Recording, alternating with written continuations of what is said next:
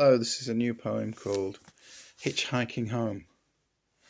It started out so very well, bank holiday festival, jazz, blues and rock in the title those days.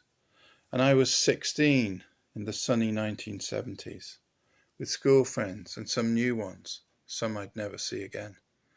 And at the end we scattered to start our different days. I walked off in search of England's northbound motorways. Carrying in a cloth bag a cheap Japanese guitar. I could hardly play it, but nevertheless I did have longish hair, a wannabe version of Plant, Daltrey or Rory Gallagher. And in my mind I was more than almost nearly halfway there.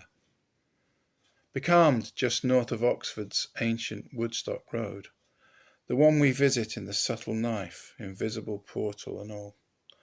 Barely a car passed by that day of claustrophobic fields, silent, sun-pressed, shimmering, deserted, dusty road.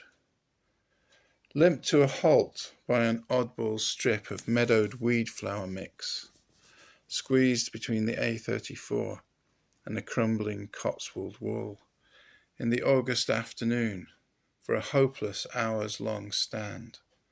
Then at last a car pulled in, but they could only help as far along as Birmingham, the industrial big smoke.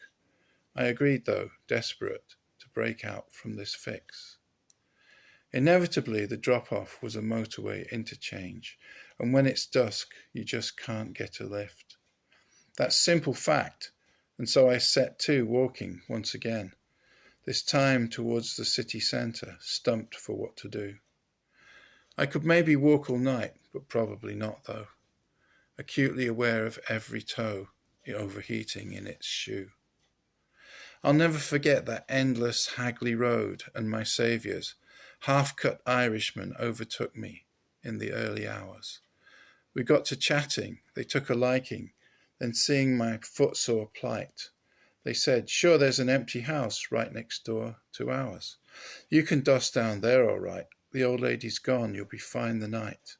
And they showed me in, to find the pitch-dark stair, broken front door, feeling my way. I couldn't see, peeling wallpaper, bare double bed. No smell, no filth, most fortuitously. Through the morning sunshine window, awake, and I could see ripe green fruit was loaded on a big back garden tree. 2 sweet apples and back on the road to the motorway again, picked up by a driver, a guitar player. And he was heading Lancaster way. I navigated for him that day, seeking some other festival, as I remember.